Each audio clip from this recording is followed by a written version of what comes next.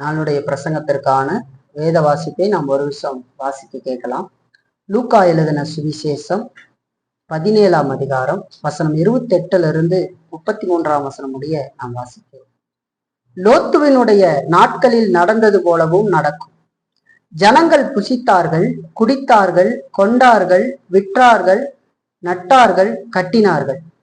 லோத்து சோதோமை விட்டு புறப்பட்ட நாளிலே வானத்திலிருந்து அக்கினியும் கந்தகமும் வர்ஷித்து எல்லாரையும் அழித்து போட்டது.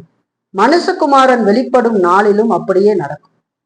அந்த நாளிலே வீட்டின் மேல் இருப்பவன் வீட்டில் உள்ள தன் பண்டங்களை எடுத்து கொண்டு போக இறங்காமல் இருக்க கடவான். அப்படியே வயலில் இருக்கிறவன் பின்னிட்டு திரும்பாமலும் இருக்க கடவான். லோத்துவின் மனைவியை நினைத்துக் கொள்ளுங்கள்.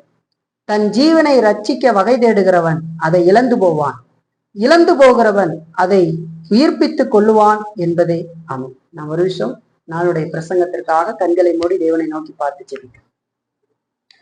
பிதா, குமாரன், பரிசுத்த ஆவியாக வீற்றிருக்கிறதான எங்கள் திரித்துவ தேவனை, இந்த அருமையான பிரசங்க நேரத்திற்காக நாங்கள் வருகிறோம். தேவன், இப்பொழுது நாங்கள் வாசிக்க கேட்ட இந்த வேத பகுதியில தேவன் எங்களோடு கூட இடைப்பட்டு எங்களை நடத்தி உடைய வார்த்தையினால் ஆசீர்வதிக்கும்படியாய் கேட்கிறோம். நாங்கள் தொடர்ச்சியாக லோத்துவின் மனைவியை குறித்து சிந்தித்து கொண்டு வருகிறோம். இன்றைக்கும் சிந்திக்க போகிற இந்த வார்த்தையின் மூலமாக எங்களை ஆசீர்வதியும். இந்த வார்த்தை எங்களை ஆற்றி தேற்றி அதே நேரத்துல எங்களுடைய குற்றம் குறைகளையும் எங்களுக்கு உணர்த்தி அதிலிருந்து மனம் திரும்பும்படியாகவும் செய்யட்டும். அந்த விதத்தில் இந்த வார்த்தையை உடைய பரிசுத்த ஆவியானவர் தாமே எடுத்து பயன்படுத்தி நடத்த வேண்டுமாய் நாங்கள் கேட்கிறோம். ஆண்டவரே, உடைய கரமட்டு கூட இருந்து நடத்தட்டும். இந்த ஜெபத்தை இயேசு கிறிஸ்துவின் மூலமாக ஏறெடுக்கிறோம் எங்கள் நல்ல பிதாவே. லோத்துவின் மனைவியை நினைத்து கொள்ளுங்கள் அப்படிங்கிற தலைப்போடு கூட நாம் கடந்த வாரத்துல இந்த செய்தியை கேட்க ஆரம்பித்தோம், சிந்திக்க ஆரம்பித்தோம் சரிங்களா?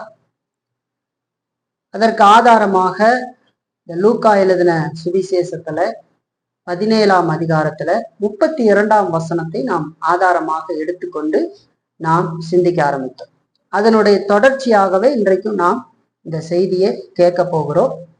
இந்த வசனம் இந்த 17ல, அதாவது லூக்கா 17ஆம் அதிகாரம் 32 வசனத்துல இயேசு சொன்ன இந்த வசனத்தினுடைய பின்னணியை நாம் பார்த்தோம் என்று சொன்னா, இயேசு கிறிஸ்து தம்முடைய 2ஆம் வருகை குறித்து பேசிக் கொண்டிருந்த பொழுது இந்த எச்சரிக்கையின் வார்த்தையை நமக்கு சொல்லுகிறார் இல்லைங்களா? வேதத்துல நேரடியாய் சொல்லி எச்சரிக்கிற வசன பகுதிகள்ல முக்கியமான வசன பகுதியாக இதுவும் இருக்கிறதை நாம் பார்க்கிறோம் இல்லைங்களா? அப்ப இயேசு கிறிஸ்து நம்மை பார்த்து சொல்றாரு, லோத்துவின் மனைவியை நினைத்து கொள்ளுங்கள் என்று சொல்லி எச்சரிக்கிறார். இந்த லோத்துவின் மனைவி யார்? இந்த பெயர் குறிப்பிடாத இந்த பெண் எப்படிப்பட்டவள் அப்படிங்கிறது எல்லாம் நாம இனிமேதான் பார்க்க போறோம். ஆனா இந்த பெண்ணை பத்தி தெரிந்து கொள்வதற்கு நாம் கடந்த வாரத்துல இந்த வரலாறை பார்த்தோம். சுருக்கமாக லோத்து யார், லோத்துவின் மனைவி என்று இந்த பெண்ணை நமக்கு வேதம் அடையாளப்படுத்துகிறபடினால இந்த லோத்து யார், அவர் எப்படிப்பட்ட மனிதனாக இருந்தார் என்று சொல்லியெல்லாம் ஆதி ஆகமத்துல நம்ம 11ஆம் அதிகாரத்தினுடைய இறுதி பகுதியிலிருந்து கிட்டத்தட்ட 19ஆம் அதிகாரம் வரைக்கும் இருக்கிற பகுதிகளுடைய சுருக்கத்தை நாம் பார்த்தோம் இல்லைங்களா? இந்த லோத் என்பவர் ஆபிரகாமுடைய சகோதரனுடைய மகன் என்று சொல்லி நாம் பார்த்தோம். ஆண்டவர் ஆபிரகாமை அழைத்த பொழுது தன்னுடைய இனத்தையும் தேசத்தை விட்டு தான் காண்பிக்கிற தேசத்திற்கு போகும்படி ஆண்டவர் அழைத்த பொழுது அவரோடு கூட புறப்பட்டவராக லோத் இருந்தார் என்று சொல்லி நாம் பார்க்கிறோம். லோத்து ஆபிரகாமோடு பயணப்பட்டு பல இடங்களுக்கு போய் அதுக்கு பின்பாக ஒரு இடம் வருகிற பொழுது அங்கு அவர்களுடைய ஆபிரகாமுடைய ஆட்டு மந்தையும் லோத்தினுடைய ஆட்டு மந்தையும் பெருகிற்று. ஒரே இடத்துல வாழக்கூடிய சூழல் உண்டாகாத பொழுது ஆபிரகாம் லோத்துவை பார்த்து, நீ பிரிந்து போறது நல்லது அப்படின்னு அங்க ஒரு முடிவுக்கு வராங்க. அந்த விதத்துல லோத்து வசதியாய் தோன்றின மாதிரி ஒரு இடத்தை யோர்தான் பக்கத்துல இந்த சோதோம் கொமோராவை பார்க்க, அது அவருடைய பார்வைக்கு ஏதேன் தோட்டத்தை போல இருந்ததுன்னு சொல்றீங்களா? ஆனா அந்த மனிதர்கள் பாவம் நிறைந்த மனிதர்களாக இருந்தார். நீ அங்க போயிட்டு அந்த தேசத்தினுடைய நிலையை பார்த்து ஒரு வேதனைப்பட்டார் என்று சொல்லி லோத்துவை குறித்து சொல்லுகிறது இல்லைங்களா. லோத்துவுக்கு ஒரு மனைவியும் 2 பிள்ளைகளும் இருந்தது, பெண் பிள்ளைகள் இருந்தது. அப்படி நம்ம பார்க்கிறோம். அதுக்கப்புறம் அந்த தேசத்தை கடவுள் அழிக்கும்படி சித்தம் கொண்டு 2 தேவ தூதர்களை அங்க அனுப்புகிறார். அப்படி வருகிற தூதர்களை லோத்து தன் வீட்டில ஏற்றுக்கொண்டு அவர்களுக்கு உணவு கொடுக்கிறார் இல்லைங்களா. தேவ தூதர்கள் வந்தார்கள்னா ரக்கையெல்லாம் வச்சுக்கிட்டு வரமாட்டாங்க அங்க வரும்போது இல்லைங்களா. அவர்கள் பார்க்கறதுக்கு மனிதர்கள் மாதிரி இருந்திருக்கிறாங்க. அதனாலதான் அவங்களுக்கு சாப்பாடெல்லாம் கொடுத்துருக்குறாங்க. அதுக்கப்புறம் அந்த தேசத்து மனிதர்கள் எந்த அளவுக்கு மோசமாக இருந்தார்கள், அவர்கள் ஓரின சேர்க்கை பாவத்தை கொண்டவர்களாக இருந்தார்கள் என்பதையெல்லாம் நம்ம அதுல பார்த்தோம். அப்படி அவர்கள் நெருக்குகிற அவங்க அப்படி ஒரு காரியத்தை அங்க வந்து செய்யறத நம்ம பார்க்கிறோம். அப்ப இந்த தூதர்கள் லோத்துவை வீட்டுக்குள் இழுத்து அதுக்கப்புறம் இந்த தேசத்தை அழிக்கிறதுக்கு கடவுள் அனுப்பிச்சிருக்கிறாரு. உனக்கு வேண்டியவங்க யாராவது இருந்தா கூட்டிக்கிட்டு இந்த தேசத்தை விட்டு இந்த பட்டணத்தை விட்டு போ அப்படின்னு சொல்றாரு இல்லைங்களா. ஆனா போய் லோத்து வந்து தன் மருமகன்மார், அதாவது பிள்ளைகளுக்கு உரியவர்கள் இருக்காங்க இல்லையா, அவங்க ஹஸ்பண்டு கிட்ட போய் கணவர்மார்கிட்ட போய் சொல்லும்போது அதுக்கு லோத்து வந்து பரிகாசம் பண்ணுகிறது மாதிரி தெரிந்தது என்று சொல்லி பார்க்கிறோம். கேலி பண்ற மாதிரி ஆண்டவர் அழிக்க போறாருன்னு சொல்றோம். இப்போ இன்னும் தாமதித்து கொண்டே இருக்கிற பொழுது கடவுள் அவர்கள் மேல் வைத்த கிருபையினால லோத்துவையும் அவருடைய மனைவியும் அவருடைய பிள்ளைகளையும் வெளியே இழுத்து கொண்டு வந்து அந்த பட்டணத்துக்கு வெளியே இழுத்து கொண்டு வந்து விட்டு, உன் ஜீவன் தப்ப ஓடிப்போ, திரும்பி பாராதே, இந்த சமபூமி எங்கும் நில்லாதே என்று சொல்லி ஆண்டவர் தெளிவான கட்டளையை கொடுத்து அவர்களை அனுப்புகிறார். அப்படி ஓடி போகிற பொழுது கணவனுக்கு பின்னாக இருந்து அந்த தேசத்தை திரும்பி பார்த்து உப்புத்தூணாக மாறி போய்விட்டால் இந்த பெண் என்று சொல்லி வேதம் நமக்கு சொல்லி அதை நமக்கு ஒரு எச்சரிக்கையாக காட்டுகிறது இல்லைங்களா. உலக ஆசைகளை கொண்டவளாக இந்த பெண் இருந்திருக்கிறதை நாம் பார்க்கிறோம் இல்லைங்களா. இப்ப வேதம் இவளை லோத்துவின் மனைவி என்று குறிப்பிடுகிறது. மற்றபடி இவளுடைய பெயர் வேதத்தில் குறிப்பிடப்படவில்லை என்று சொல்லி பார்க்கிறோம். லோத்துவை குறித்து சொல்லுகிற பொழுது வேதம் லோத்து ஒரு நீதிமான் என்று சொல்லி சொல்லுகிறது. ஆனா இந்த லோத்துவின் மனைவி தன்னை பக்தி உள்ளவளை போல காண்பித்துக் கொள்ளுகிறவர்களாக அப்படி இருந்தாலே தவிர உண்மையான ஒரு ஆண்டவருடைய பிள்ளை அல்ல. சோதம் அழிக்கப்படுற அந்த நாள்ல அவள் தன் கணவனோடு சேர்ந்து இந்த சோதமை விட்டு வெளியே வந்திருந்த போதும் தேவன் தெளிவாக கட்டளையிட்ட அந்த கட்டளையை மீறி அவள் கணவனுக்கு பின்னாக இருந்து அந்த பட்டணத்தை திரும்பி பார்த்து உடனடியாக மரித்து போனாள் என்று சொல்லி நாம் பார்க்கிறோம். இங்க லூக்காவுல இயேசு கிறிஸ்து அந்த பெண்ணை நமக்கு காட்டி நம்ம எச்சரிக்கிறதை நாம் பார்க்கிறோம். இப்ப இது ஒரு எச்சரிக்கை என்று பார்க்கிறோம், தெய்வீக எச்சரிக்கை. இன்றைக்கு அநேகர் அப்படி இருக்கிறாங்க இல்லையா, நிறைய பேர் இருக்கிறாங்க.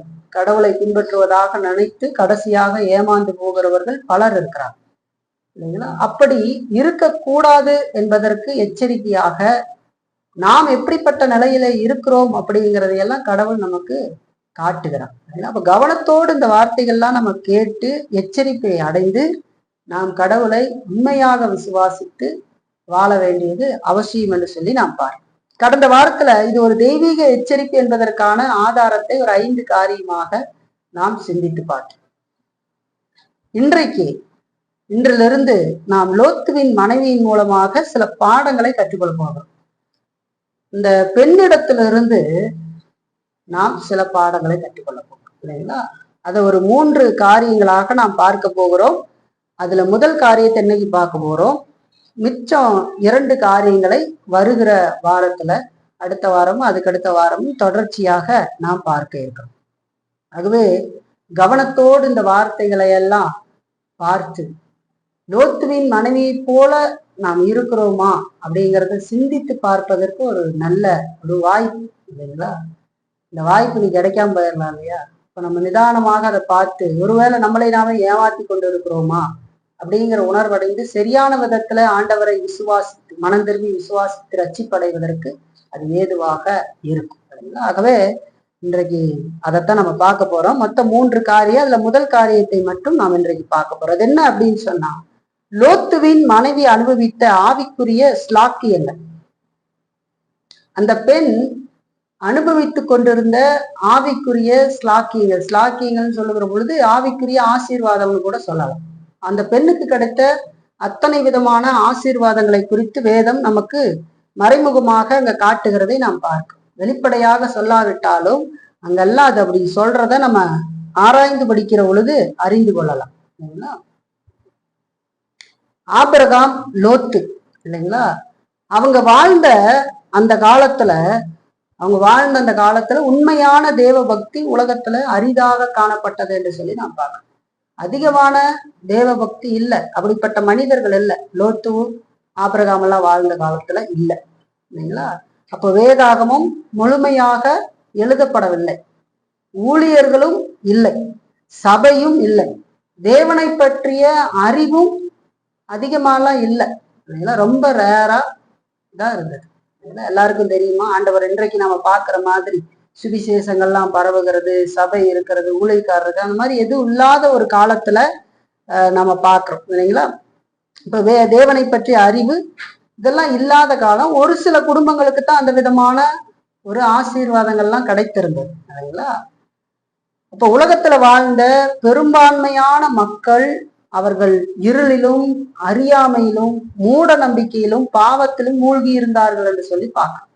கடவுளை பற்றின சரியான அறிவில்லை, பாவத்தினுடைய இருள் மூடி கிடந்தது, மூட நம்பிக்கையில பலவிதமான தெய்வ வழிபாடுகள், கடவுளை இதுதான் கடவுள் நம்பி பலவிதமான காரியங்களை செய்து கொண்டிருந்த ஒரு சூழல் இல்லைங்களா. அப்படிப்பட்ட காலம் இல்லைங்களா.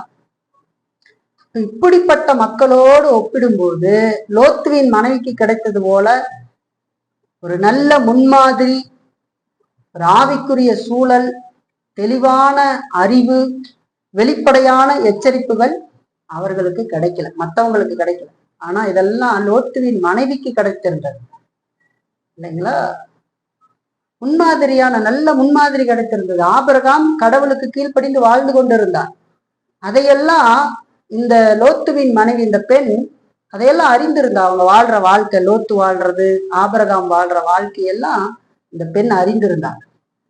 அவர்கள் கடவுளுக்கு பலி செலுத்தி கடவுளுக்கு உண்மையா வாழ்ற அந்த ஆவிக்குரிய சூழல் எல்லாம் அவளுக்கு தெரியும். தெளிவான அறிவு இருந்தது. ஆபிரகாமுக்கு கடவுள் பேசுகிற வார்த்தை குறித்து பார்க்கும்போது அவன் பிள்ளைக்கும் பிள்ளைகளுடைய பிள்ளைகளுக்கும் அறிவிப்பான் என்று சொல்லி சொல்லப்படுகிறது ஆபிரகாம் குறிச்சு. இந்த பெண்ணுக்கு தெரியாதா அப்படின்னு கேள்வி கேட்பார். தெளிவான அறிவு இருந்தது, வெளிப்படையான எச்சரிப்புகள் இருந்தது, கிடைச்சது கிடைத்தது.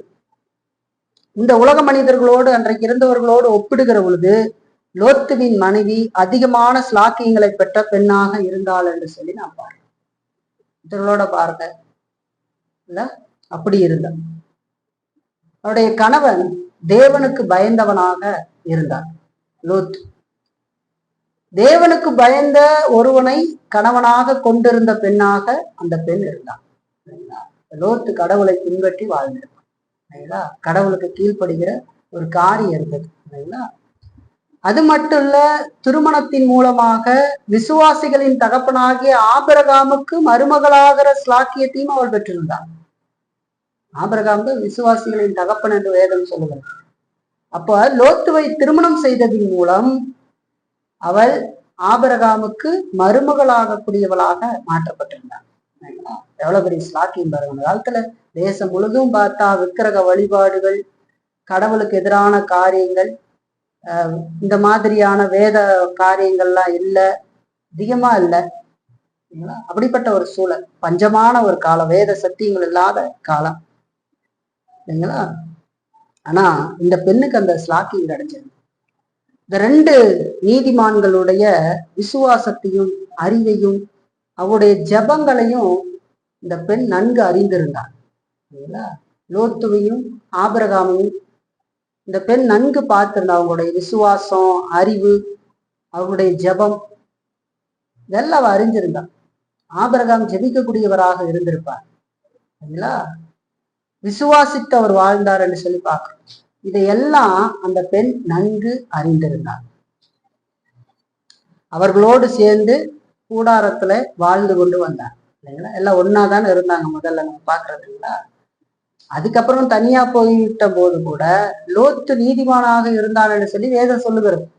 அவனோடதான் வாழ்ந்துகிட்டு இருந்திருக்காங்க இல்லையா. அப்ப அந்த நீதிமான்கள் யாருடையவர்கள் என்று சொல்லியும் அவர்கள் யாரை சேவித்துக் கொண்டிருக்கிறார்கள் என்பதும் அவளுக்கு நல்லா தெரிந்திருந்தது. தெரியாம இருக்கிறதுக்கு வாய்ப்பு இல்லையே. ஏன்னா ஆபிரகாம் கடவுளுடைய வார்த்தையை கேட்டு ஒரு காரியத்தை செய்துகிட்டு இருக்கிறார். பலி பெத்தேலுக்கும் ஆயிக்கும் நடுவாக அங்க பலிப்பிடம் கட்டுறது, ஆண்டவருடைய வாக்குத்தத்தமா அங்க வர்றது, தொடர்ந்து அவர் அதுக்காக கடந்து போறது, இப்படி பல காரியம் அங்க நடந்துகிட்டு இருக்கு. இதையெல்லாம் நன்கு அறிந்திருந்தவளாக இந்த லோத்துவின் மனைவி இருந்தாள் என்று சொல்லி நான் பாருங்க.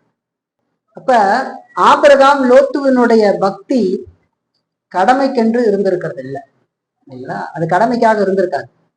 அவருடைய வாழ்க்கையை ஆட்சி செய்கிற எஜமான் மாதிரி இருந்தார்.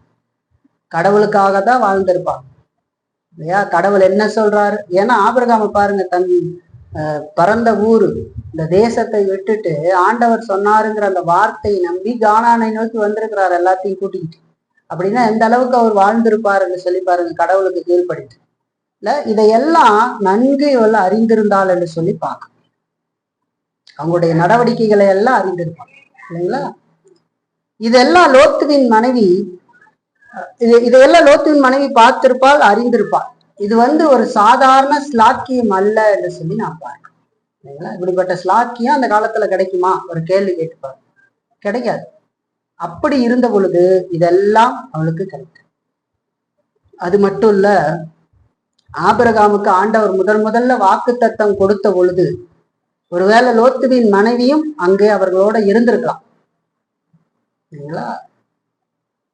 ஆதியாகமம் 12ஆம் அதிகாரத்துல நம்ம 8ஆம் வசனத்துல பாக்குற பொழுது அங்க ஆயுவுக்கும் பெத்தேலுக்கும் அருகே தன்னுடைய கூடாரத்தை போட்டு அங்கே ஆபிரகாம் பலிப்பிடத்தை கட்டின போது லோத்துவின் மனைவியும் கூட அங்க இருந்திருக்கலாம்.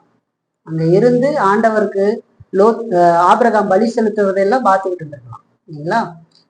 அது மட்டுமல்ல, கெதர்லா கோமேர் அந்த சோதோம் குடிகளை சிறைபிடித்துக்கிட்டு போனாங்க இல்லையா.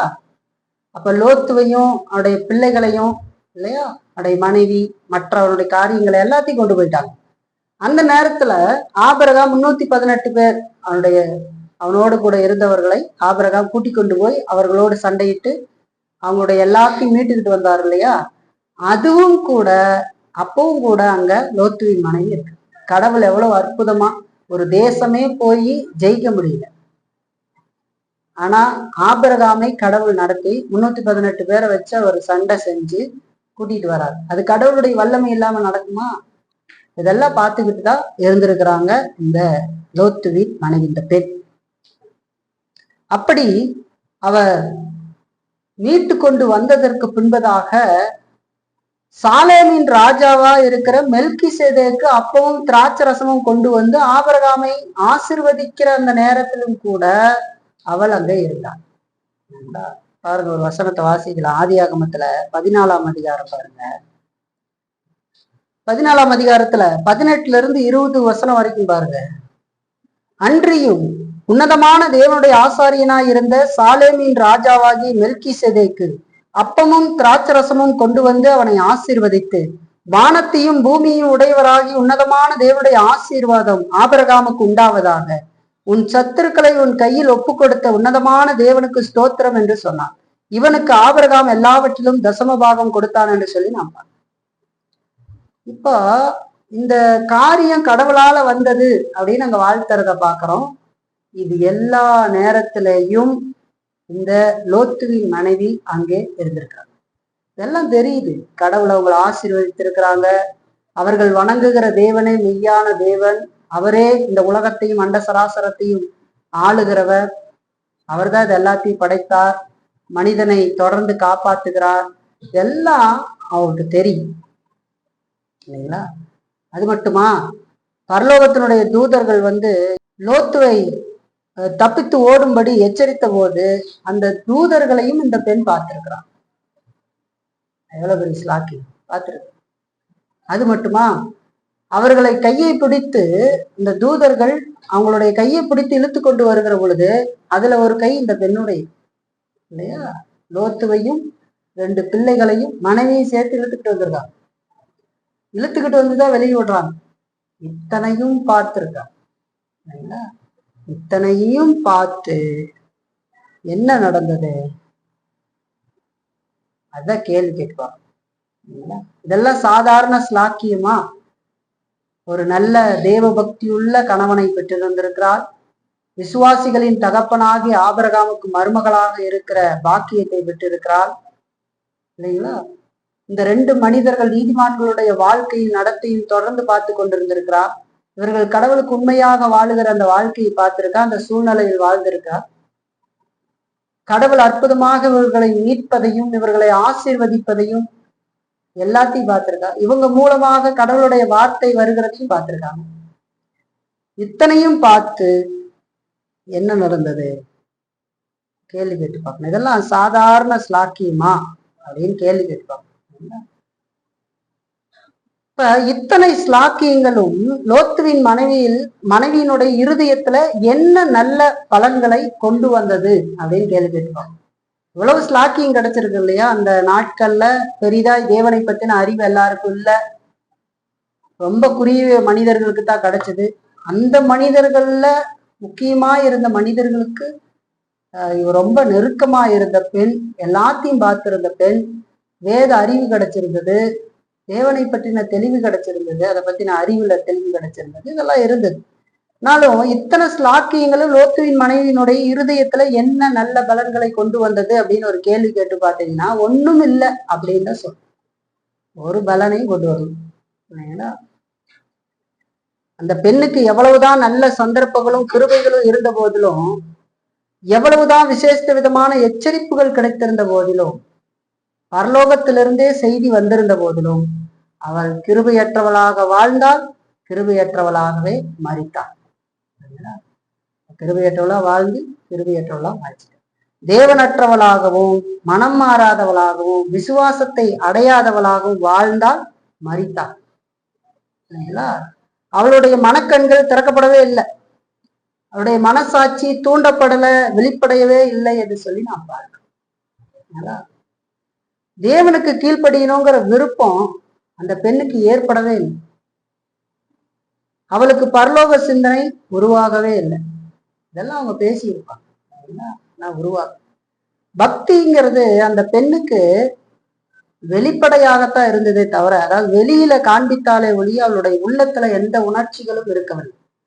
வெளியே பார்க்கிற பொழுது ஒரு நீதிமானுடைய மனைவியாக அவள் வாழ்ந்து கொண்டு வந்தாள். சரிங்களா? பெரிய காரியங்கள்லாம் எதுவும் செஞ்ச மாதிரி நமக்கு சொல்ல இல்லையா? இதெல்லாம் வாழ்ந்துகிட்டு இருந்தா. தன்னை சுற்றில இருக்கிறவங்களுக்கு அந்த பக்திங்கிறது ஒரு ஆடையை போல அணிந்து கொண்டாலே தவிர அதனுடைய உண்மையான மதிப்பை அவள் உணரவில்லை.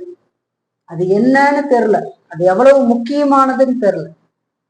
வெளிப்பிரகாரமா மக்கள் பாக்குறாங்க, அதனால ஒரு உண்மையா பக்தி மாதிரி வாழ்றது, கடவுளுடைய பிள்ளை மாதிரி இருக்கிறது. அது மட்டும் போதுமா? அதைத்தான் அவள் செய்து கொண்டிருந்தாள். உண்மையான பக்தி இல்லை, சும்மா வெளிப்பிரகாரமாக ஒரு ஆடையை போல பக்தியை அவள் அப்படி போட்டுக்கிட்டு இருக்கிற மாதிரி. அப்படித்தான் அந்த பெண் வாழ்ந்து கொண்டிருந்தாள். அதனுடைய உண்மையான மதிப்பு தெரியவில்லை என்று சொல்லி நான் பார்க்கிறேன். அந்த பெண் தன்னுடைய கணவனுடைய வழியை ஏற்றுக்கொண்டான் இல்லையா? லோத்துவின் பக்தியை அந்த பெண் தடை செய்யவில்லை, தொந்தரவு கொடுக்கல. அவன் விசுவாசத்தோடு வாழ்றதுக்கு இடையூறு பண்ணதான் நமக்கு பார்க்க முடியாது. லோத்து செய்ததை போல நடந்து கொள்வதற்கு தன்னையும் பழக்கப்படுத்திட்டான். எப்படி கடவுளை ஆராதிக்கிறாங்களோ அந்த மாதிரி போய் ஆராதிக்கிறதுக்கு, அந்த கூட்டத்துல ஒன்னா இருக்கிறதுக்கு, இதுக்கெல்லாம் பிராக்டிஸ் வெளிப்பிரகாரமா கத்துக்கிட்டான். பாருங்க, லோத்துவினுடைய குடும்பத்துல உள்ள மற்றவர்கள் செய்கிறத பார்த்து, அவங்க எல்லாம் செய்யறத பார்த்து அவளும் பார்த்து கத்துக்கொண்டான், இப்படி செய்யணும் இல்லைங்களா? ஆனா இது எல்லாவற்றிலும் அவருடைய இருதயமானது தேவனுக்கு முன்பாக சரியாக இல்லை, சரியா இல்லை. உதாரணத்துக்கு, நம்ம பாட்டு பாடணும், அதுக்கப்புறம் காணிக்கை செலுத்தணும், அதுக்கப்புறம் செய்தி கேட்கணும், கொஞ்ச நேரம் கேட்டுக்கிட்டு இருந்து வீட்டுக்கு போயிடணும். இதை சடங்கு மாதிரி செய்யலாம் இல்லையா?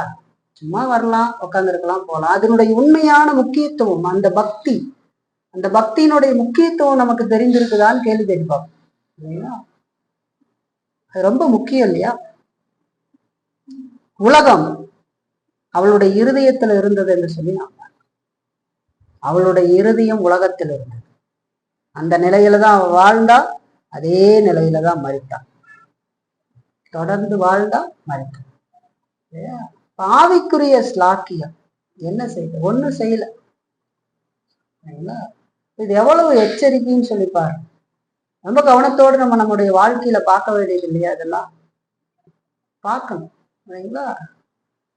அப்போ இதெல்லாம் ரொம்ப கவனமாய் நாம் பார்த்து சிந்திக்க வேண்டிய, கற்றுக்கொள்ள வேண்டிய பாடம். அதனாலதான் ஆண்டவர் சொல்றாரு, லோத்துவின் மனைவியை நினைத்துக்கொள்.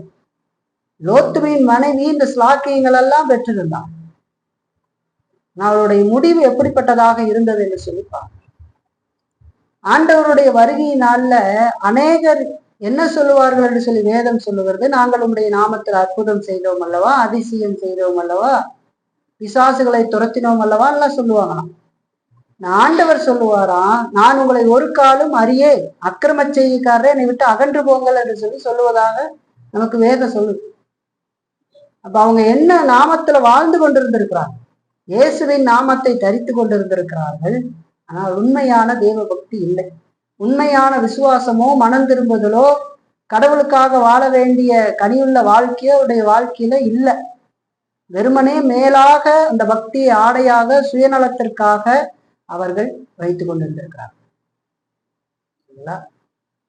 ரொம்ப நாள் நிலைக்குமா? நிலைக்காது. ஒரு கடலைய அன்னைக்கு சொன்னேன், கடலை தோல் எப்படி இருக்குது இல்லைங்களா, கடலை மேல தோல், அது மாதிரிதான் கையில இப்படி தேய்ச்சி கடலைய நடக்கடலை வாங்கி இப்படி பாருங்க, ரெண்டு ஒன்னாதான் இருக்கிற மாதிரி இருக்கும். இப்படி கையில வச்சு ஒரு ஊதி பாருங்க, அதுல வெயிட்டா இருக்கிற கடலை மட்டும்தான் நிற்கும், பொங்கு ஓடி. ஆனா இப்படி கையில வச்சு இப்படி காட்டி பாருங்க எல்லாத்துக்கும், இதுல என்ன இருக்குன்னு காட்டினீங்கன்னா கடலைன்னு சொல்லுவாங்க. மொத்தமா பார்க்கும்போது அப்ப எப்படியா தெரியும்? கடலையா தெரியும். அதை வேறு பிரிச்சு பார்க்கிற பொழுது அங்க அந்த பொங்கு இருக்காது. நியாயத்தீர்ப்பு நாள்ல கடவுள் பதரை அக்னியில சுட்டெரிப்பேன்னு சொல்றார், நெல்மணிகளையோ களஞ்சியத்துல சேர்த்துவேன்னு சொல்றார். அங்க ஆண்டவர் எச்சரித்து கொண்டிருக்கிறார். இரண்டாம் வருகையை பற்றி பேசுகிற போது ரொம்ப ஒரே ஒரு வார்த்தையை காட்டி நமக்கு நினைவுபடுத்தி எச்சரிக்கிறார், லோத்துவின் மனைவியை நினைத்துக்கொள் அப்படின்னு சொல்லி.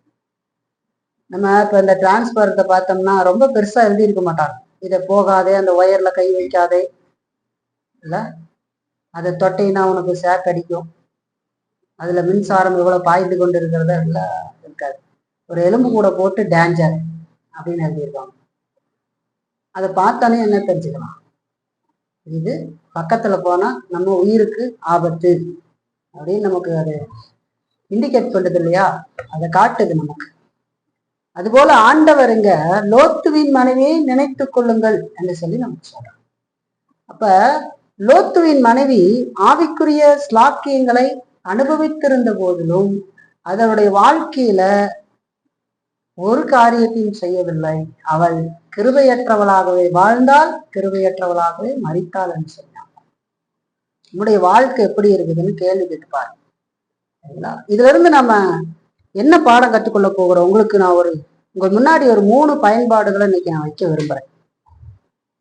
3 பயன்பாடுகளை நம்ம எடுத்துக்குவோம் நம்முடைய வாழ்க்கைக்கு. இதுல இருந்து முதலாவது, இதுல இருந்து நாம் எடுத்துக்கொள்ளுகிற பயன்பாடு என்னன்னு சொன்னா, ஆவிக்குரிய ஸ்லாக்கியங்களை பெற்றிருப்பது ஒரு மனிதனுடைய ஆத்துமாவை ரட்சிக்காது என்று சொல்லிட்டாங்க. ஆவிக்குரிய ஸ்லாக்கியங்களை பெற்றிருப்பது ஒரு மனிதனுடைய ஆத்துமாவை ரட்சிக்காது. கிருபையினுடைய வெளிச்சம் பிரகாசிக்கிற சூழல்ல நம்ம வாழ்கிறவர்களாக இருக்கலாம். அப்படின்னா என்ன? நல்ல பிரசங்கங்களை கேட்கிற வாய்ப்பு நமக்கு கிடைச்சிருக்கலாம், நல்ல அறிவுரைகளை நாம் பெற்றுக்கொள்ளுகிறவர்களாக இருக்கலாம். வேத அறிவு, பரிசுத்தம், ஆவிக்குரிய சகோதர சகோதரிகளினுடைய உறவு, ஐக்கியம், இதெல்லாம் சூழ்ந்தெடுக்கிற இடத்துல நம்ம இருக்கலாம்.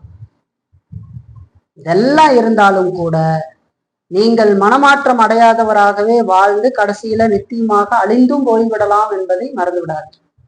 நான் சபைக்கு வந்துகிட்டு இருக்கேன், சத்தியம் கேட்கிற இடத்துல இருக்கிறேன், இதெல்லாம் எனக்கு இருக்குது.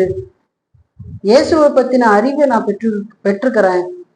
இயேசு யார், அவர் எனக்காக என்ன செய்தார் அப்படிங்கிற அறிவெல்லாம் எனக்கு கிடைச்சிருக்குது. சரிங்களா? ஆண்டவர் திரித்துவத்தின் 2ஆம் நபர்.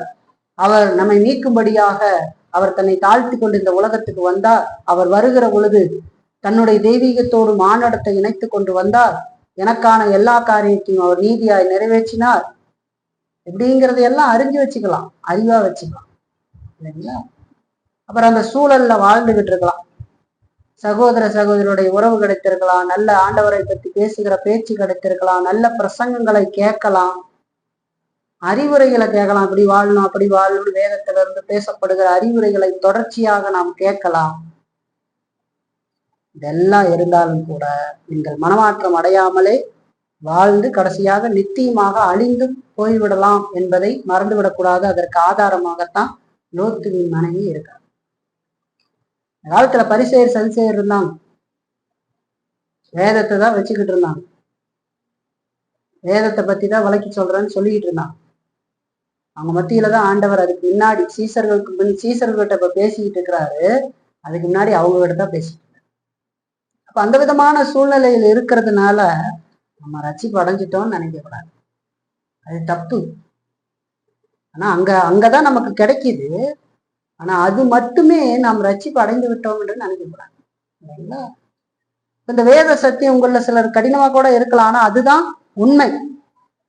நல்ல விசுவாசியாக வாழ்வதற்கு ஆவிக்குரிய ஸ்லாக்கியம் மாத்திரம் போதும்னு நீங்க நினைச்சுக்கிட்டு இருந்தீங்க அப்படின்னு சொன்னா அது ரொம்பவும் தவறு அப்படிங்கிறத நீங்க மனதில் வச்சுக்கணும். நல்ல விசுவாசியா வாழ்றதுக்கு ஆவிக்குரிய ஸ்லாக்கி இருக்கிற இடத்துல இருந்தா போதும். சத்தியம் கேட்கிறோம், வரோம் போறோம் உட்காந்துருக்கிறோம், இப்படி இருந்துட்டா மட்டும் போதும்னு நினைக்கக்கூடாது. அது ஒரு வழி, அதுவும் இருக்குது. ஆனா அதுதான், அது அந்த இடத்துல இருந்துட்டாலே நாம் ரட்சிப்பு வந்துரும்னு நினைக்கக்கூடாது. அதாவது ரட்சிக்கப்பட்டு விட்டோம் என்று நினைக்கக்கூடாது. ரட்சிப்பு வந்துரும் இல்லை, ரட்சிக்கப்பட்டு விட்டோம் என்று நினைக்கக்கூடாது. இல்லைங்களா? ஒருவேளை நீங்க சந்தர்ப்ப சூழ்நிலை எங்களுக்கு சாதகமா இல்லை, நாங்க அதிகமான கஷ்டத்துல இருக்கிறோம்னு கூட சொல்லலாம்.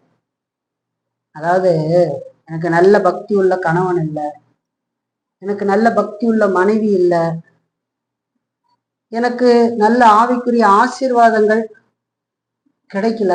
ஒருவேளை கிடைச்சிருந்தா நான் ஆண்டவரோடு இணைந்து நடக்கிறதுக்கு அதெல்லாம் ரொம்ப உதவியா இருந்திருக்கும்னு நீங்க நினைக்கலாம்.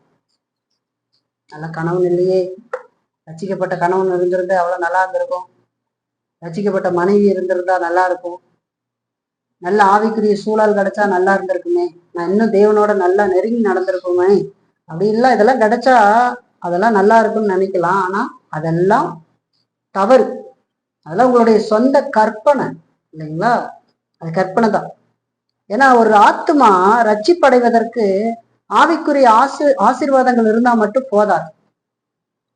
அது போதாது. அது எப்படி போதும்?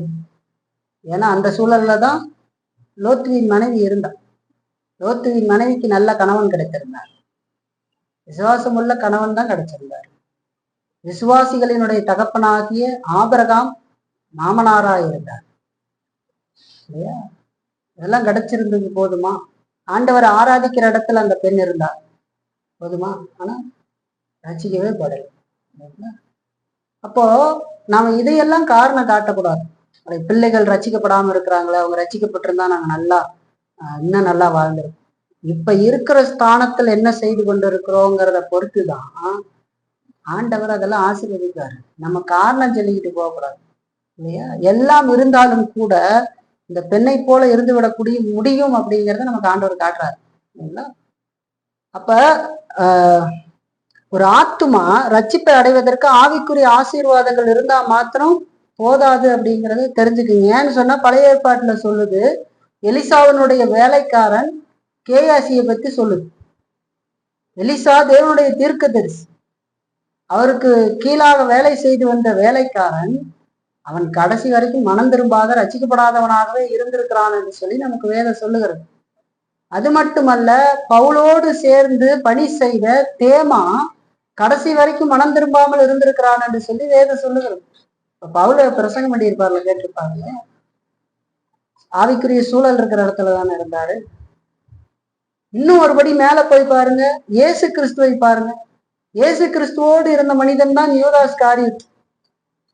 இயேசுவின் பிரசங்கத்தை கேட்டு, இயேசுவினுடைய ஆலோசனைகளை கேட்டு இருந்த மனுஷன் தான். ஆவிக்குரிய ஸ்லாக்கியங்கள் கிடைத்திருந்தது இல்லையா?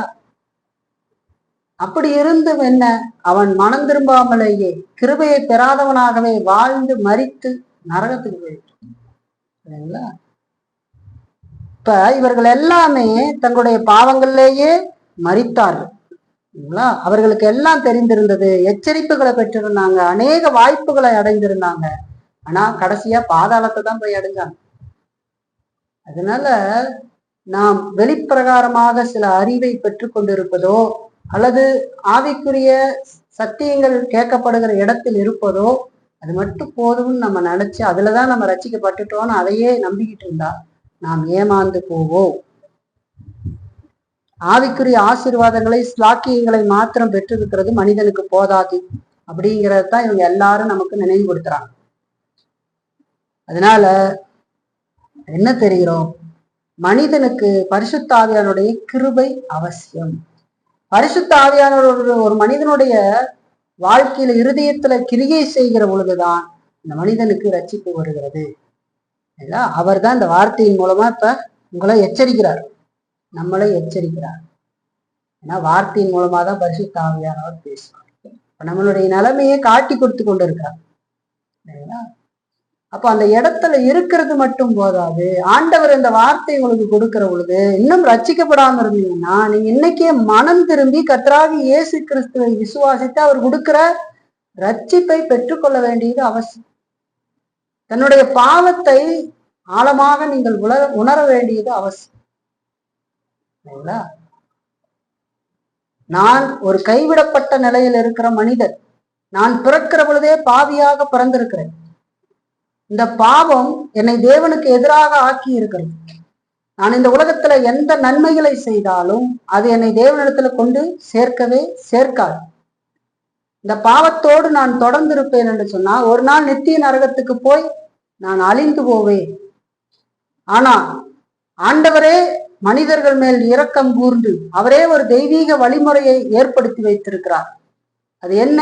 அவருடைய குமாரராகி இயேசு கிறிஸ்துவை இந்த உலகத்துக்கு அனுப்பி அவரை வரலாற்றில சிலுவையில கொல்ல கொடுத்து உயிர்த்தெழச் செய்து அதை அந்த நீதியை அவர் சம்பாதித்திருக்கிறார். அந்த நீதியை அவரை விசுவாசிக்கிறவர்களை, சுவிசேஷம் அறிவிக்கப்படுகிற பொழுது அதை கேட்டு அதை விசுவாசிக்கிறவர்களை ரட்சிப்பதாக வேதத்துல நமக்கு வாக்கு கொடுத்தார் இல்லைங்களா?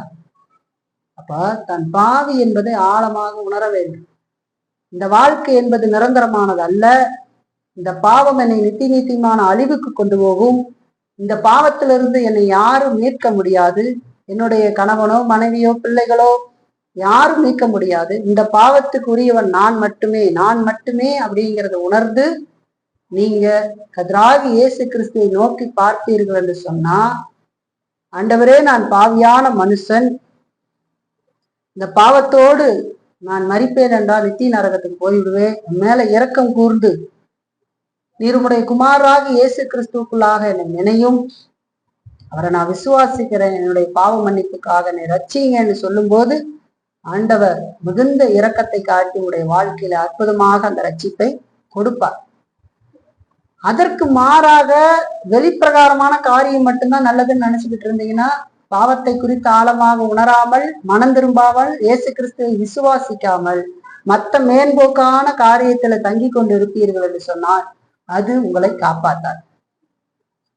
ஏன்னா லோத்துவின் மனைவி வெளிப்பிரகாரமான காரியத்தெல்லாம் அறிந்திருந்தாள், சத்தியங்களை அறிந்திருந்தால், ஆவிக்குரிய சூழல்ல வாழ்ந்து கொண்டிருந்தாள். ஆனால் அவள் மனம் திரும்பல, தன்னுடைய பாவத்தை குறித்த உணர்வு இல்லை, அவளுக்கு ஆண்டவரை விசுவாசிக்கல. கிருபையற்றவளாக வாழ்ந்தால், கிருபையற்றவளாக மரித்தாள் இல்லைங்களா? இப்ப நம்ம முதல்ல பாக்குறோம், ஆவிக்குரிய ஸ்லாக்கியங்களை பெற்றிருப்பது ஒருவரின் ஆத்மாவை ரட்சிக்காது. அது மட்டும் இருந்து ரட்சிக்காது. நல்ல கவனத்தோடு எச்சரிக்கையா இருங்க இல்லைங்களா? ஆண்டவருடைய வார்த்தையை விசுவாசிங்க, இல்ல இயேசு கிறிஸ்துவை மனம் திரும்பி விசுவாசி. ஏன்னா ஆண்டவர் சொல்றாரு, தன்னிடத்துல வர ஒருத்தனையும் அவர் புறம்பே தள்ள மாட்டார். இல்லையா? அது நம்ம கிட்ட பெருசாலாம் எதுவுமே கேட்டது இல்லையே. அவர் நம்ம கிட்ட தன்னிடத்துல வான்னு சொல்றாரு. வருத்தப்பட்டு பாரம் சுமக்குள்ளே நீங்களாம் என்னிடத்துல வாருங்க, நான் உங்களுக்கு இளைப்பாறுதல் தருகிறேன்னு தான் சொல்றாரு இல்லையா? நாம அதை உணர்ந்து போக வேண்டியது அவசியம். குமாரனை விசுவாசிக்கிறவன் நித்திய ஜீவனை உடையவனா இருக்கிறான். அவன் ஆக்கினிக்குள்ளா தீர்க்கப்பட மாட்டான் என்று சொல்லி வேதம் சொல்லுகிறது. ஆனா குமாரனை விசுவாசியாதவனும் அவன் ஆக்கினிக்குள்ளாக தீர்க்கப்படுவான் என்று சொல்லி வேதம் சொல்லுங்க. ஆண்டவர் நம்மளை எச்சரித்து அவரிடத்துல வரும்போது அன்போடு அழைக்கும் பொழுது நாம பெருசா எதுவும் செய்யல, 2 கையை நீட்டி விசுவாசங்கிற கையை நீட்டி அதை பெற்றுக்கொள்ளுகிறோம் இல்லைங்களா? அதைத்தான் நம்ம செய்யறோம். அது இன்னைக்கு செய்யுங்க. இன்னும் ரட்சிக்கப்படாதவங்க செய்யுங்க. கர்த்தர் உங்களுக்கு அந்த ரட்சிப்பை கொடுத்து தொடர்ந்து பரிசுத்தமா ஜீவிங்களுக்கு உதவி செய்வார். ரெண்டாவது பயன்பாடு பார்க்கலாம். ஆவிக்குரிய ஸ்லாக்கியங்களை நாம் மதித்து போற்றத்தான் வேண்டும். ஆனா அதை மாத்திரம் நாம் நம்பிக்கொண்டு இருக்க கூடாது என்று சொல்லி நாம் ஆவிக்குரிய ஸ்லாக்கியங்களை நாம் மதிக்க வேண்டும். அது ரொம்ப பெரிய ஆசீர்வாதம் தான். ஏன்னா நல்ல சத்தியங்களை கேட்கிற இடத்துல இருப்பது அவ்வளவு இன்றைக்கு நம்ம பார்க்கிற நம்முடைய நாட்டுல அந்த அளவுக்கு இல்லை. சபைகள் இருக்கிறது, சபைகள் என்கிற பெயர்கள்ல பலர் இருக்கிறார்கள். ஆனால் வேத சத்தியம் துளியும் இல்லாமல், வேதத்துக்குரிய வாழ்க்கை இல்லாமல், வேதத்துக்கும் அவர்களுக்கும் சம்பந்தமே இல்லாமல் வாழ்கிறவர்களாகத்தான் பலர் இன்றைக்கு இருக்கிறார்கள். அப்படி இருக்கும்போது ஆவிக்குரிய ஸ்லாக்கியம் கிடைக்கிற இடத்துல, நல்ல சத்தியங்களை கேட்கிற இடத்துல, நல்ல ஆவிக்குரிய அறிவுரைகளை பெற்றுக்கொள்ளுகிற இடத்துல, நல்ல ஆவிக்குரிய சகோதரருடைய உறவை பெற்றுக்கொள்ளுகிற இடத்துல இருக்கிறதை நாம் மதித்து போற்ற வேண்டும். ஆண்டவரே இந்த இடத்தை இப்படி எல்லாம் ஆசீர்வதிச்சு கொடுத்துருக்கிறீங்க, நன்றி அப்படின்னு போற்ற வேண்டும் ஆண்டவர். அதே நேரத்துல அதை மாத்திரம் நம்பிக்கொண்டு இருக்கக்கூடாது. அது ஆசீர்வாதம் தான். ஏன்னா அங்கிருந்து சத்தியம் கேட்டாதானே நம்ம ஆண்டவரை சரியா விசுவாசித்து மனம் திரும்பி தொடர்ந்து பரிசுத்த வாழ்க்கை வாழ முடியும். அது போற்றணும். அதையும் உதாசீனம் பண்ணக்கூடாது. அதை உதாசீனம் பண்றதுக்காக இல்லை, ஆனா அதை மட்டுமே நம்பிக்கொண்டு இருக்கக்கூடாது அப்படிங்கிறத நம்ம படிச்சோம். இப்ப நம்முடைய வாழ்க்கையில எல்லா பகுதிகளிலும் இந்த ஆவிக்குரிய ஆசீர்வாதத்தினுடைய நன்மைகளை நாம் அடைந்து கொள்ள விரும்பலாம் இல்லைங்களா? ஆனா இயேசுக்கே உரிய அந்த இடம் இருக்கு பாருங்க, அந்த இடத்த நம்ம இதுக்கு கொடுத்துடக்கூடாது. ஏன்னா அது இயேசுக்கு மட்டுமே உரிய இடம். இயேசு மட்டும்தான் நம்முடைய இரட்சகர். அவரை மனம் திரும்பி விசுவாசிக்கிறவங்களுக்கு நமக்கு ரட்சிப்பு வரும். அவரை தொடர்ந்து நாம் நம்பி வாழ்கிறவங்களுக்கு தான் பரிசுத்தத்துல வளர்ந்து போக முடியுமே தவிர வெறும் மேம்போக்கான காரியத்துல மட்டும் தங்கி இருப்போம்னு சொன்னா அது ரொம்ப மோசம் இல்லைங்களா? இப்ப தேவன் நமக்கு கொடுத்த நல்ல வாய்ப்புகளை நம்ம சரியா நன்றியோடு பயன்படுத்தி கொள்ள வேண்டும். அதே நேரத்துல அது நம்முடைய இருதயத்திலும் வாழ்க்கையிலும் கனிகளை ஏற்படுத்தி இருக்கிறதா அப்படின்னு ஒரு கேள்வி கேட்கணும். நான் நல்ல சத்தியத்தை கேட்கிறேன், நல்ல அறிவுரைகளை கேட்கிறேன், நல்ல சகோதரனுடைய ஐக்கியம் கிடைத்திருக்கிறது. இதெல்லாம் என் வாழ்க்கையில என்ன பயனை உண்டு பண்ணினது, என் வாழ்க்கையில என்ன கனியை உருவாக்கினது? ஒரு மரம் நம்ம வச்சோம்னா அந்த மரத்தை எதுக்கு வச்சிருக்கோம்? கேள்வி கேட்டுக்கோங்க. மரம் வச்சா அதாவது ஒரு பழம் சாப்பிட்றதுக்கு. அந்த மரம் ஒன்னத்துக்கு ஆகாத மரமா ஒரு பழமும் இல்லாத இருந்ததுன்னா அந்த மரத்தை வெகு நாள் வளர்த்து என்ன பிரயோஜனம் இருக்கும்? அது ஒரு பிரயோஜனம் இருக்கு. அப்ப கனி இல்லாத வாழ்க்கை அது ஒரு நல்ல கிறிஸ்துவ வாழ்க்கையாக நம்ம பார்க்க முடியாது. அப்ப இதெல்லாம் நம்முடைய வாழ்க்கையில நம்முடைய இருதயத்துல கனிகளை ஏற்படுத்தி இருக்கிறதா அப்படின்னு நம்ம கவனத்தோடு பார்க்க வேண்டியது அவசியம். கனிகளை ஏற்படுத்தலைன்னா நிச்சயமாக அது தீமையைத்தான் விளைவிக்கும் அப்படிங்கிறதே மறந்துடாது. கனிகளை இந்த ஆசீர்வாதம் எல்லாம், நன்மையான ஆசீர்வாத ஸ்லாக்கியங்கள்லாம் உங்களுடைய வாழ்க்கையில நம்முடைய வாழ்க்கையில கனிகளை விளைவிக்கவில்லை என்று சொன்னால் அது நிச்சயம் தீமையைத்தான் விளைவிக்கும். எப்படி தீமை விளைவிக்கும்? வெறுமனே சர்ச்சுக்கு வந்து பழகி போயிடும், செய்தி கேட்டு கேட்டு பழகி போயிடும் இல்லைங்களா? இருதயம் கொஞ்ச நாள் கேட்டுக்கிட்டே இருக்கும் சத்தியம். அப்புறம் இதுதானே பேச போறாங்க, பாவத்தை பற்றி பேசுவாங்க, இயேசுகிட்ட மனம் திரும்புன்னு சொல்லுவாங்க, விசுவாசின்னு சொல்லுவாங்க. ஆரம்பத்துல இருந்த அந்த காரியம் எல்லாம் ஆர்வம் எல்லாம் குன்றி குன்றி மங்கி போய் மந்தமாயி இல்லைங்களா? அது ஒரு விளங்காத பாசை மாதிரி அவங்களுக்கு தோன்றி சில நேரத்துக்கு நல்லா நித்திரை செய்வதில் தூங்குறதுக்கு வசதியா இருக்கிற மாதிரி நான் குழல் ஊதுற மாதிரி இருக்கும் உங்களுக்கு இல்லைங்களா? கேட்டு கேட்டு பழகிருக்கு இல்லையா? அப்ப என்ன ஆயிடும்? அது உங்க வாழ்க்கையில தீமையை விளைவிக்கிறதை பார்க்கும். அது உங்க இருதயத்தை கடினப்படுத்தி கொண்டிருக்கிறது இல்லைங்களா? உங்களை நியாய தீர்ப்புக்கு நேராக நடத்துகிறது. பரிசுத்த ஆவியான 2 காரியத்தை தானே செய்கிறார். நம்முடைய வார்த்தையின் மூலமாக மனிதனை நம்மிடத்துல நடத்துறார். இன்னொன்னு அவன் மேல் நியாய தீர்ப்பை போடுகிறார். எவனிடத்துல கொஞ்சம் கொடுக்கப்பட்டதோ அவனிடத்துல கொஞ்சம் கேட்கப்படும். அதிகமாய் கொடுக்கப்பட்ட அதிகமாய் கேட்கப்படும் இல்லையா? அது மாதிரி தொடர்ந்து கேட்டு கேட்டு கேட்டு கேட்டு இந்த குழந்தைகளை பாருங்க, காரணம் இல்லாம சில பேர் அடிச்சுக்கிட்டு இருப்பாங்க. சம்பந்தமே இருக்கு இல்ல, எதுக்கு அடிக்கிறோன்னு தெரியாது. அதை அடிக்கிறத ஒரு இதா வச்சுக்கிட்டு கவனம் இல்லாம எதுக்கு அடிக்கிறோன்னு தெரியும், பொத்து பொத்துன்னு அடிச்சடிச்சு அந்த பிள்ளைகளை மந்தி மாதிரி ஆக்கிடுவாங்க. அதுக்கப்புறம் நீங்க அந்த பிள்ளைங்களை அடிங்க, அதுக்கு தெரியும் அடிப்பாங்க, இது ஒரு அடியா, மொத்து மொத்துன்னு 4 அடி வாங்கிக்கிட்டு அது மந்தி மாதிரி மறுபடியும் பழைய எல்லா பொல்லாத வேலையும் செய்யும். ஏன்னு கேட்டா அது அந்த அடியை பழகிடுச்சு. தொடர்ந்து அடிச்சடிச்சு அதுக்கு பழகிடுச்சு. அதை ஞானமா வளர்க்கல, அதனால அது அடி வாங்குறது ஈஸியா நினைச்சு. ஸ்கூல்ல கூட பல பேர் இந்த மாதிரி இருந்திருப்பாங்க. இந்த காலத்துல அடிக்கிறது இல்லை, இப்போ வாழ்ற காலத்துல இல்லைங்களா. இதுக்கு முந்தின ஜென்ரேஷனை அடிப்பாங்க ஸ்கூல்ல. இவங்களாம் குச்சி வச்சு ஒழுங்கா படிக்கலைன்னு அடிப்பாங்க இல்லையா. அப்ப அதுல அதிகமாக அடி வாங்கி பழகி போன பசங்களை பார்த்தீங்கன்னா அவனுக்கு படிக்கவே மாட்டாங்க. 2 அடி தானே இருந்தாங்க, டிக்குன்னு வாங்கிட்டு போய் உக்காந்துக்குவான். இதுக்காக உட்காந்துக்கிட்டு படிச்சுக்கிட்டு அதுக்கு வேற நேரத்தை செலவு பண்ணிட்டு இருக்காங்க. அப்ப அவனுக்கு பழகி விட்டது. 4 அடி போடுவாங்க, டப்பு டப்புன்னு வாங்கிட்டு அவ்வளவுதான். இல்ல காக்கிற மாதிரி அப்படின்ட்டு போய் உக்காந்துக்குவான். அது என்ன அர்த்தம்? அவனுக்கு அந்த அடி பழகி விட்டது, அதனால அவனுக்கு பிரச்சனை இல்லை. அது மாதிரி இந்த வேத சத்தியங்கள் உங்களுடைய வாழ்க்கையில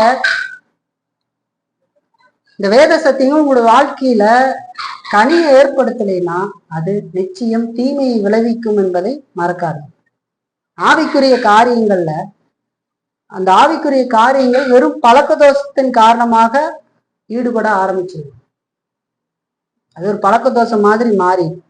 அப்ப ஆவிக்குரிய காரியங்கள்ல வெறும் பழக்க தோஷத்தின் காரணமாக ஈடுபட்டு கொண்டிருக்கிற இருதயத்தை அது கடினப்படுத்தி விடும் அப்படிங்கிறத மறந்துடாது.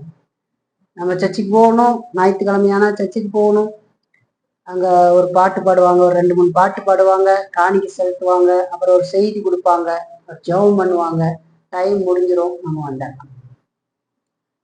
அப்படின்ற எண்ணம் இருதயம் கடினமாகும். அதே நேரத்துல உண்மையான விசுவாசி எப்படி பார்ப்பார்? அது பரிசுத்தமான ஓய்வு நாள், அது தேவன் படைப்பிலேயே உருவாக்கின ஓய்வு நாள், அது உயிர்த்தல், இயேசு கிறிஸ்துவோடைய உயிர்த்தெழுத நாள், அது நித்திய இளைப்பாறுதலை, ஒரு நாள் இந்த உலகத்திலிருந்து நாம் பரலோகத்துக்கு போகிற அந்த நித்திய இளைப்பாறுதலை காட்டுகிற நாள். நாம் ஆராதிக்கிற தேவன் சர்வ ஏகாதிபத்தியம் உடைய தெய்வம், அந்த சராசரத்தை ஆண்டு நடத்துகிற தெய்வம், அற்பமும் சொற்பமுமான நம்மளை மீட்டு இருக்கிற தெய்வம். அவர் நமக்கு பாராட்டின இரக்கம் எவ்வளவு பெரியது. நாம் எவ்வளவு கவனத்தோடு ஆண்டவருக்கு முன்பாக நின்று நன்றியறிதலோடு ஆராதனை செய்ய வேண்டுங்கிற ஆயத்தத்தோடு அவன் மிகுந்த பயபக்தியோடு கவனத்தோடு கடவுளை பாடி மையப்படுத்தி ஆண்டவருடைய வார்த்தையை பெற்று இந்த வார்த்தைக்காக நன்றி சொல்லி அதை தொடர்ந்து தான் வாழ்க்கையில் இருக்கும்படி உதவும்படி ஆண்டவரத்துல கேட்டு அவன் போகிறவனா இருக்கும் இல்லையா. அப்படி இல்லைன்னா அது அவனுக்கு அப்படியே பழகி சும்மா கேட்டு கேட்டு பழக்க தோஷத்தின் காரணமாக ஈடுபட்டிருக்கிறவங்களுடைய இருதயத்தை அது மிகவும் கடினப்படுத்தி விடும் என்று சொல்லிப்பாங்க. ஆகவே ஆவிக்குரிய ஸ்லாக்கியங்கள் நம்மை சுற்றி இருப்பதனால மாத்திரம் நாம் கிறிஸ்துவனுடையவர்களாக ஆகிவிட மாட்டோம் அப்படிங்கிறத மறக்காதீங்க. அதை போற்றணும் இந்த ஸ்லாக்கியத்துக்காக. ஆனா அதுல மட்டும் நீங்க நம்பிக்கை வச்சிருந்தீங்கன்னா ரொம்ப மோசம். ஏன்னா பரிசுத்த ஆவியானுடைய கிருபை நமக்கு தேவை. அது இல்லாம எந்த மனுஷனாலும் ரட்சிப்படைய முடியாது. வெளிப்பிரகாரமான செயல்களின் மூலமாக ரட்சிப்பு வராது இல்லைங்களா. ஆண்டவருடைய உதவியினால ரட்சிக்கப்பட்டிருக்கனுடைய வாழ்க்கையில ரட்சிக்கப்பட்டேன்னு சொன்னா வாழ்க்கையில கனி இருக்குதா, என்ன உணர்வு இருக்குது அப்படின்னு கேள்வி கேட்டுப்பாரு. ரொம்ப கவனத்தோடு இதை சிந்திச்சு பாரு. பல நாள் செய்தி கேட்கிறேன், ஆனா ஒன்னும் எனக்கு சிந்தனையிலே இல்லை, என் வாழ்க்கையிலே இல்லை அப்படின்னா என்ன ஆயிடுச்சு? நீங்களே முடிவு பண்ணிக்கலாம். நான் பழக்க தோஷத்துக்கு கேட்டுக்கிட்டு இருக்கேன், அது இருதயத்தை கடினமாக்கிடுச்சு, அது 2 அடி வாங்குற மாதிரி ஆயிடுச்சு, அது வலிக்கல எனக்கு, அதனுடைய எந்த செயல்பாடும் இல்லை. அந்த வார்த்தை என்ன மேல நியாய தீர்ப்பை போட்டு கொண்டு இருக்குது அப்படிங்கிறத கண்டு உணர்வடைந்து மனம் திரும்புவதற்கு பாருங்க. அது விளையாட்டு இல்லை, ஜாலியா சொல்லிடுறது இல்லை. அது எனக்கு ஒண்ணும் அப்படி புரியல அப்படின்னு சொல்றாரு. பழகிவிட்டது. லோத்துவின் மனைவி மாதிரி அந்த வார்த்தைகள் வாழ்க்கையில எந்த கிரியும் செய்யல, பழகிடுச்சு, நாளுக்கு நாள் பழகிடுச்சு. கவனத்தோட இருக்கு. கடைசியா ஒரு பயன்பாடு பிள்ளைகளுக்கு தான் இந்த பயன்பாடு கொடுக்குறேன். ரட்சிக்கப்பட்ட பெற்றோருடைய பிள்ளைகளுக்கு எச்சரிக்கை.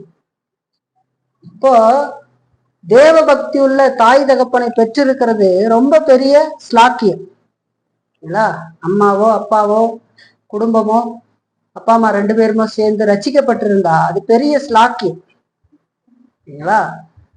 நீங்க ஜெபங்களுக்கு மத்தியில வளர்க்கப்படுறீங்க, அது பெரிய பாக்கியம் இல்லையா? ரொம்ப பெரிய பாக்கியம். சிறு வயசுல இருந்து சுவிசேஷத்தை கற்றுக்கொள்ளுகிறது பெரிய ஆசீர்வாதம். சபையில இருக்கிறீங்க, தொடர்ந்து சத்தியத்தை கேட்கறீங்க, நீங்க ஆசீர்வதிக்கப்படுறீங்க இல்லையா? நினைவு தெரிஞ்ச நாள்ல இருந்து நீங்க கேட்டுக்கிட்டே இருக்கிறீங்க, பாவம், இயேசு கிறிஸ்து, பரிசுத்த ஆவியானவர், பரிசுத்த வாழ்க்கை, பரலோகம், இதையெல்லாம் பத்தி பேசிக்கிட்டே இருக்கிறதெல்லாம் கேட்கறீங்க, தொடர்ந்து கேட்கறீங்க. இதெல்லாம் உங்களுக்கு கிடைச்ச பெரிய ஆவிக்குரிய ஸ்லாக்கியம். இதெல்லாம் உங்களுக்கு சுத்தி இருந்தாலும் நீங்க கனியற்றவர்களாக இருந்து விடாதபடிக்கு எச்சரிக்கை. கேட்டுட்டு வாழ்க்கையில் இல்லாத போயிடும் இல்லைங்களா? நீங்க அனுபவிக்கிற ஆசீர்வாதங்களுக்கு விரோதமா உங்க இருதயத்தை கடினப்படுத்தி கொள்ளாது இல்லைங்களா? கல் நெஞ்சு மாதிரி ஆயிடாதீங்க, உலக பிரகாரமாக ஆயிடாதபடிக்கு பார்த்துக்கொள்ளுங்க. உங்க பெற்றோர்கள், உங்க அப்பாவோ அம்மாவோ பயபக்தியா இருக்கிறதின் காரணமாக நீங்கள் பரலோகத்துக்கு போய்விடலான்னு நினைச்சீங்க அப்படின்னு சொன்னா நிச்சயமாக போக மாட்டீங்க. இயேசு கிறிஸ்துவ விசுவாசிக்கிற பொழுதுதான் நாம் ரட்சிக்கப்பட்டு பரலோகத்துக்கு போக முடியும். அம்மா ஆண்டவரை விசுவாசிக்கிறாங்க இல்ல அப்படின்னு நினைச்சா அதனால போக முடியாது. அவர்கள் ரட்சிக்கப்பட்டு இருப்பதுனால பரலோகத்துக்கு போயிட முடியாது. இந்த ஸ்லாக்கியம் கிடைச்சிருக்கு. அவங்க ஆராதனைக்கு உங்களை கூட்டிக்கிட்டு வந்துட்டாங்க, தொடர்ந்து செய்திகளை கேட்க வைக்கிறாங்க, அறிகுறைகளை வாங்கிக்கிறீங்க, இதெல்லாம் உங்களுக்கு கிடைக்குது. இதெல்லாம் இருந்திருந்த போதும் இது மட்டுமே உங்களை பரலோகத்துக்கு கொண்டு போயிடணும்னு நினைக்காது. நீங்கள் எல்லாம் பாவத்தை பத்தி படிச்சுக்கிறீங்க, சிறுவர் வினாவிடையில கேட்டா சொல்லிடுறீங்க. அது மட்டும் உங்களை பரலோகத்துக்கு கொண்டு போயிடணும்னு நினைக்காது. அதையெல்லாம் அறிந்திருக்கிறது நல்லது. அது ஆவிக்குரிய ஸ்லாக்கியம், கடவுள் கொடுத்த கிருபை. ஆனாலும் இயேசு கிறிஸ்துவை நீங்கள் தான் விசுவாசி. அம்மா விசுவாசியா நீங்க போக மாட்டீங்க இல்லையா? நீங்க தான் விசுவாசிச்சாதான் பரலோகத்துக்கு போக முடியும். உங்க அப்பா விசுவாசியா இருக்கிறதுனால, உங்க அம்மா விசுவாசியா இருக்கிறதுனால நீ பரலோகத்துக்கு போயிடலாம்னு நினைக்க கூடாது. நீ இயேசு விசுவாசினா தான் பரலோகத்துக்கு போக. சரியா? அதனால படிக்கிற காலத்துல என்ன பண்ணலாம்? நல்லா சத்தியத்தை வீட்டுல படிச்சுக்கலாம், மோட்ச பயணத்தை படிச்சுக்கலாம், பைபிள் எல்லாம் படிச்சுக்கலாம். ஆனா இயேசு கிறிஸ்துவ விசுவாசிச்சாதான் நீ பரலோகம் இல்லையா? அதைத்தான் வேதம் நமக்கு சொல்லும் இல்லையா? கவனத்தோடு ஆண்டவரை விசுவாசிக்க வேண்டியது அவசியம். அதனால இதெல்லாம் இருந்தும் நீங்க பரலோகத்துக்கு போயிடலாம்னு நினைச்சீங்கன்னா, வெறும் இந்த ஸ்லாக்கியத்தை மட்டும் பெற்றுக்கொண்டு பரலோகத்துக்கு போயிடலாம்னு நினைச்சீங்கன்னா உங்களுக்கும் லோத்துவின் மனைவிக்கும் வித்தியாசம் இல்லை. நீங்க தான் இயேசுவை புசிக்க வேண்டும், சாப்பிடணும். ஜீவ அப்பன்னு சொல்றாரு இல்லையா, அவரை விசுவாசி. நீங்க தான் உங்க பாவத்தை குறித்து மனம் திரும்பணும். அதனால யாரும் உங்களை தூண்டி நீங்கள் பரலோகத்துக்கு போக முடியாது. அதனால லோத்துவின் மனைவியினுடைய எச்சரிக்கை உங்களுக்கும் தான் இல்லையா, உனக்கும் தான். அதனால ஞாபகத்துல வச்சு ஏற்ற காலத்துல மனம் திரும்ப வேண்டியது அவசியம். சிறு வயதுல இருந்து கடவுளுடைய வார்த்தையை கேட்கும்போது ஞானத்தோடு கவனத்தோடு கீழ்ப்படிடுவாங்க, ஆண்டவரை விசுவாசிங்க. ஏற்ற காலம் வரும்போது உங்களுக்கு ஆண்டவர் ரட்சிப்பு கொடுப்பார். அதனால இதெல்லாம் வெறும் அறிவா மட்டும் பெற்றுக்கிட்டு இப்படியெல்லாம் நம்ம இருக்கிறோம், பாட்டு பாடிக்கிட்டு இருக்கோம், வீட்டுல குடும்ப ஆராதனை செய்யறாங்க, அதுல அந்த கூட்டத்துல உட்காந்துருக்கிறோம், நமக்கு ஒரு ஜெபம் பண்றதுக்கு கொடுக்குறாங்க, அதனால பரலோகம் போயிடுவீங்கன்னு நினைச்சீங்கன்னா நிச்சயம் போக மாட்டீங்க. ஏன்னா பரலோகம் போவதற்கு இயேசு கிறிஸ்துவை மனம் தெரிஞ்சு விசுவாசிக்க வேண்டியது அவசியம். அதை நீங்க விசுவாசிக்கிற போதுதான் பரலோகத்துக்கு போக முடியும் இல்லைங்களா? அதுவே அதை செய்யுங்க, கர்த்தர் நடத்துவார். எல்லாம் பெரிய பிள்ளைங்கள் ஆயிட்டு வரீங்க இல்லையா? இயேசு விசுவாசிக்கீங்களா? விசுவாசித்து மனம் திரும்பி இயேசு விசுவாசி இல்லையா? விசுவாசிங்க, கர்த்தர் உங்களுக்கு ஏற்ற காலத்துல ரட்சிப்பு கொடுப்பார். இன்னைக்கு நம்ம 3 காரியத்தை பார்த்துருக்கிறோம். நடைமுறை பயன்பாடா ஆவிக்குரிய ஸ்லாக்கியங்களை பெற்றிருப்பது ஒருத்தருடைய ஆத்மாவை ரசிக்காது. வெறும் ஆவிக்குரிய ஸ்லாக்கியத்தை மட்டும் நம்பிக்கிட்டு இருந்தீங்கன்னா அதை ரசிக்காது. இயேசு மனம் திரும்பி விசுவாசிக்க வேண்டும். அதே போல ஆவிக்குரிய ஸ்லாக்கியங்களுக்காக நாம் நன்றி செலுத்த வேண்டும். ஏன்னா அது இருக்கிற இடத்துல இருக்கிறது பெரிய பாக்கியம். ஆனா அதை மட்டுமே நம்பிக்கிட்டு இருக்கிறது மோசம். ஏன்னா அது இயேசுக்கு கொடுக்குற இடத்த அதுக்கு நம்ம கொடுத்துடக்கூடாது. அதே போலதான் பிள்ளைகளுக்கு உங்க அப்பா அம்மா ரசிக்கப்பட்டிருக்கிறதுனால நீங்க பரலோகத்துக்கு போயிடலாம்னு நினைக்காதீங்க. நீங்க விசுவாசித்தாதான் பரலோகத்துக்கு போக முடியும். இதுக்கு நல்ல உதாரணமாகத்தான் லோத்துவின் மனைவியை ஆண்டவர் நமக்கு காட்டுறார். அவளுக்கு ஆவிக்குரிய ஸ்லாக்கியங்கள் கிடைத்திருந்தது. ஆனால் அவள் கிருபையற்றவளாகவே வாழ்ந்து கிருபையற்றவளாகவே மரித்தாள். நீங்க கிருபையற்றவர்களாக வாழ்ந்து கிருபையற்றவர்களாக மறிக்க கூடாது. நாம் மறிக்க கூடாதுங்கிறதுக்கு தான் ஆண்டவர் இந்த எச்சரிக்கை நமக்கு கொடுக்கிறார். ஆகவே ஆண்டவர் நம்ம மேல் அன்பு கூர்ந்து அந்த எச்சரிக்கை கொடுக்கிறார். ஆகவே அதை கேட்டு நம் ஆண்டவரை சரியாக மனம் திரும்பி விசுவாசித்து இந்த ரட்சிப்பை பெற்றுக்குங்க. தொடர்ந்து பரிசுத்த வாழ்க்கை வாழ்ங்க. கடவுள் நடக்கும்.